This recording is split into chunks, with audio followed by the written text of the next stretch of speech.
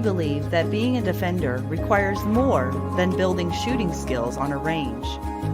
It's also a development of the heart, mind, body, and spirit. Join us as we explore what it truly means to be a defender in your training and in your everyday life. Welcome to Defenders Live.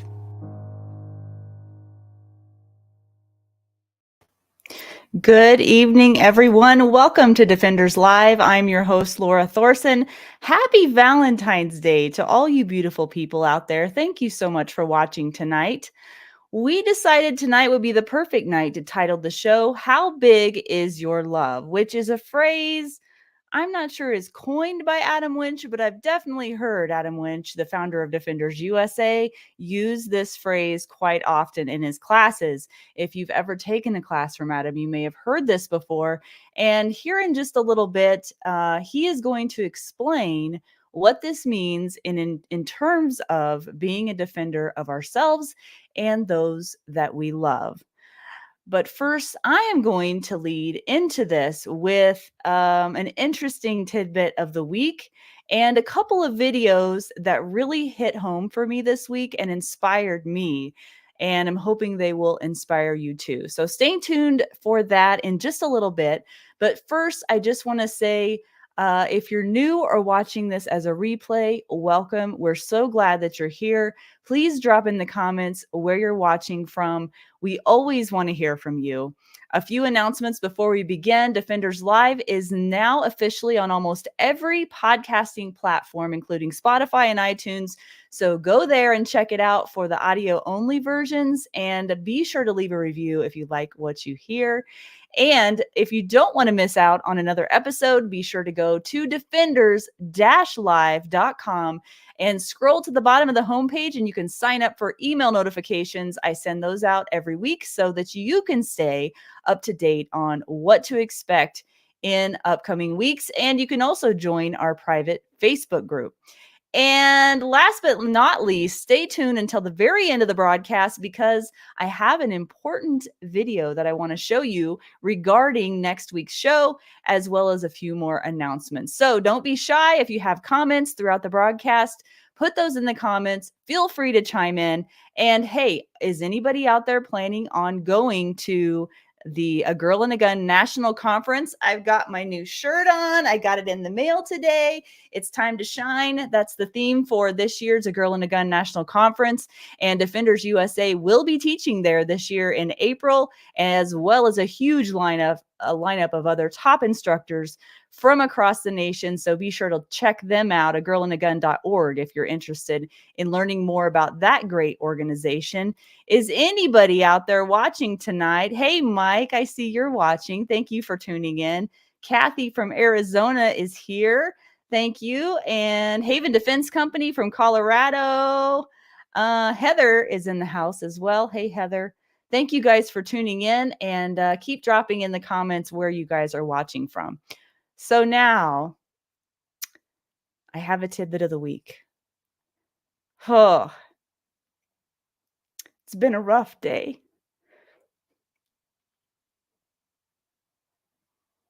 It's been a good day, but it's been a rough day.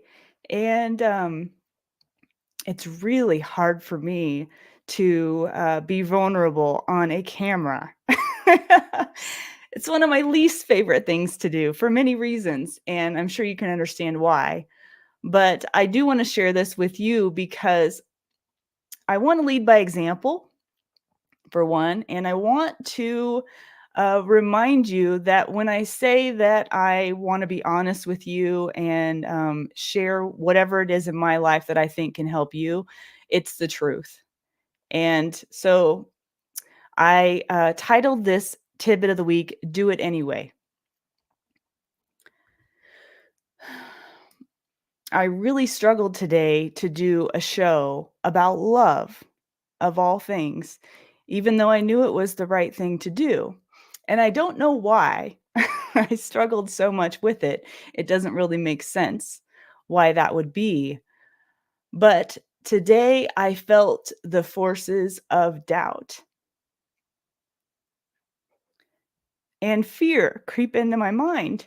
And they were so strong and they were so palpable. I struggled with my faith today. I heard the voices trying to take over my mind.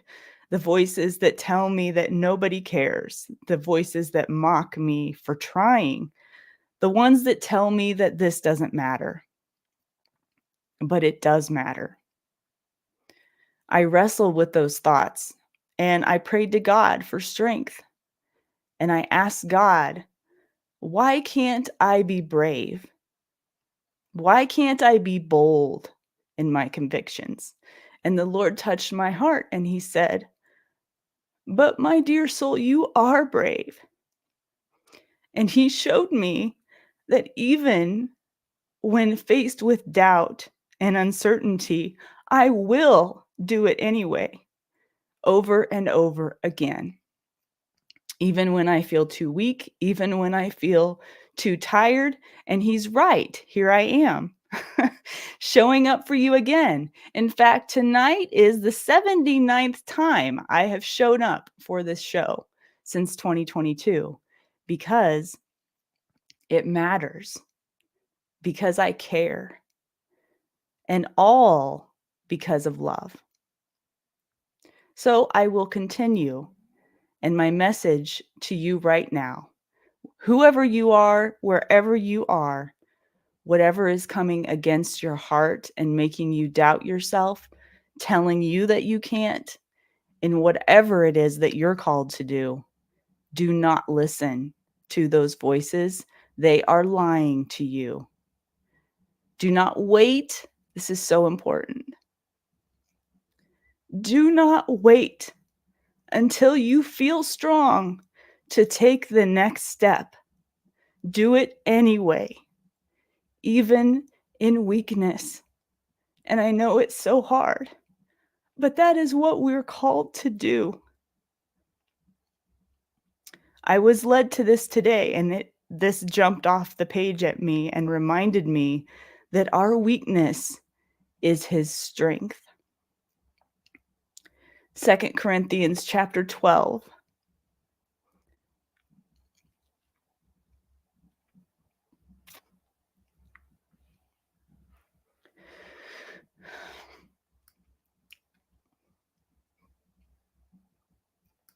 Verses 7 through 11, Paul says, because of the surpassing greatness of the revelations, for this reason, to keep me from exalting myself, there was given me a thorn in the flesh, a messenger of Satan to torment me, to keep me from exalting myself. Concerning this, I implored the Lord 3 times that it might leave me. But he said to me, my grace is sufficient for you, for my power is made perfect in weakness. Therefore, I will boast all the more gladly about my weaknesses, so that Christ's power may rest on me. That is why, for Christ's sake, I delight in weaknesses, in insults, in hardships, in persecutions, in difficulties. For when I am weak, then I am strong. The message I take from this is a reminder to surrender the illusion of strength and control and humble ourselves so that the Lord may work his strength and will through us, because he works perfectly through our weakness, in our hardships, and through our difficulties, even if we have no idea why or how. Find peace in knowing that. So that was rough. I'm sorry. But I hope that this helps someone out there tonight. It certainly helped me today. And now I shall move on to the next phase of the show. Oh, Lord. Okay, so this show's all about love, if you haven't figured that out. And so the first video that I want to show you, there's a series of two. This first is a 5-minute video talking about the history of Saint Valentine. A friend of mine called me a couple days ago and asked if I knew this story. I did not. So once I learned it, I thought it was interesting enough to share with all of you in case you don't know the story. I think it's valuable and I think we can learn from it. And then after this, I'm going to present one more video, a short one, relatively short, and then I'll give the floor to Adam.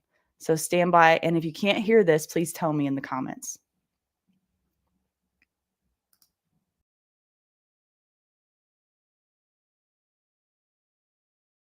For many people, Valentine's Day is all about romance. If you ask the person in the street, what does Valentine's Day mean to you? All it means is heart-shaped box of chocolates and a nice dinner with your with your beloved and sending cards and so forth. And then if they did know about a Saint Valentine, they probably wouldn't realize that he was a priest in the late 3rd century in Rome who was actually martyred for the faith. Very often legends will develop from real facts. There's that little phrase in J.R. Tolkien's Lord of the Rings where he says, history became legend and legend became myth. The legend of St. Valentine is a story that is rooted in fact. There are 3 stories surrounding him, and they all agree on a number of issues.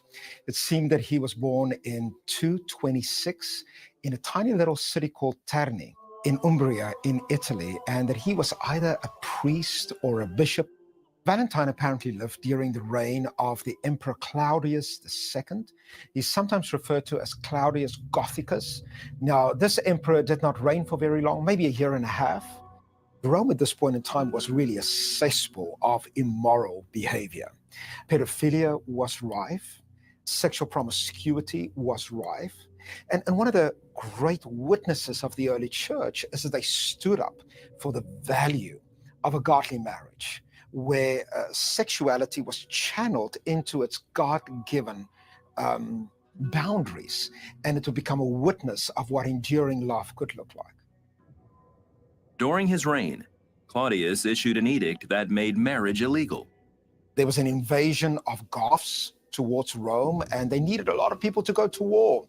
And it seemed that the rule was that once you were married, you were given freedom not to go to war. And Valentine would not only convert the people, but secretly marry them so that they could indeed stay at home. Valentine was arrested and brought to Rome. While he was being held captive, he presented the gospel to his jailer, the judge Asterius. So the judge said to him, well, if this indeed is true, I want you to prove it. And he brought one of his adopted daughters, who happened to be blind, the one legend says. And what happened is that Valentinus, or Valentine here, laid his hands upon this girl, and she was healed immediately. Another legend says that before he was executed, he left a note for the girl signed, "Your Valentine." Some say this led to the practice of sending Valentines on February 14th, the day he was beheaded. All the legends seem to agree that Valentine was martyred on the 14th of February in 269. Therefore, that was the day associated with him when the church would celebrate and thank God for his life. So Valentine's Day didn't start out as a romantic holiday. We do need to recognize that this day, the 14th of February, was already connected with Valentine from the 4th century, already from that time onward.